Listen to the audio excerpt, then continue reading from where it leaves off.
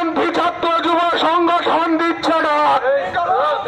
একটি বামপন্থী ছাত্র যুব সংগঠনের ডাকে আজকের এই মিছিল যুব সংগঠন দিচ্ছে ডাক।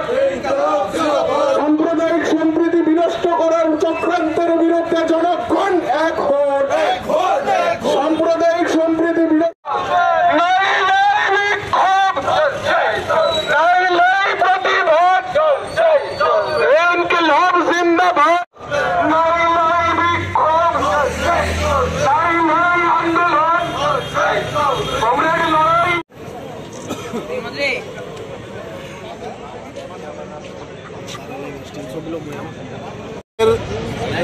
শান্তি এবং সম্প্রীতি রক্ষার আহ্বান জানিয়ে তার পাশাপাশি রাজ্যের একটা সাম্প্রদায়িক উস্কানি প্রতিদিন শাসক দলের পক্ষে দেওয়ার চেষ্টা হচ্ছে।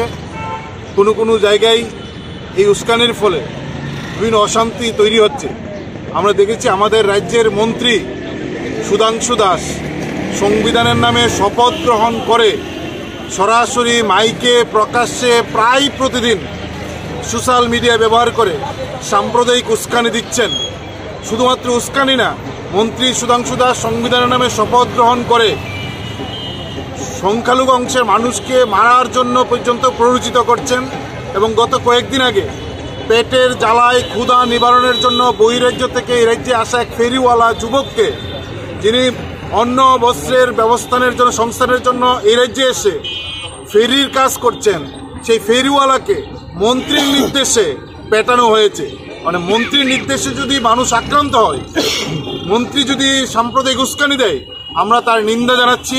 আমরা রাজ্য সরকার স্বরাষ্ট্র দপ্তরের কাছে আহ্বান করছি, মন্ত্রী সুধাংশু দাস যেভাবে সাম্প্রদায়িক উস্কানি দিচ্ছে, বহিরাজ্যের ফেরিওয়ালাকে যেভাবে পিটানোর জন্য নির্দেশ দিয়েছেন, তার নির্দেশে আক্রান্ত হয়েছেন, তার বিরুদ্ধে মন্ত্রীর বিরুদ্ধে কঠিন ব্যবস্থা গ্রহণ করা। আমরা আশা করব সরকার মন্ত্রীর বিরুদ্ধে কঠিন ব্যবস্থা গ্রহণ করবেন, আইনের ব্যবস্থা গ্রহণ করবেন।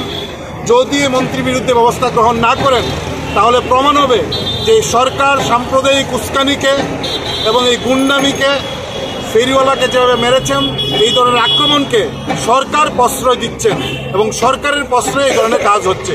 আর যদি সরকার তার নীতি, তার নৈতিকতার দায়িত্ব পালন করেন, দ্রুত মন্ত্রীর বিরুদ্ধে আইনি ব্যবস্থা গ্রহণ করবেন। এবং এই আইনি ব্যবস্থা গ্রহণ করার দাবিতে আমরা আজকে এই মিছিল, ছাত্র যুব এসএফআই, ডিএফআই, টিএসইউ, টিএফ এই মিছিল আহ্বান করেছি। এই মিছিল আমরা এক্ষুনি শুরু করব।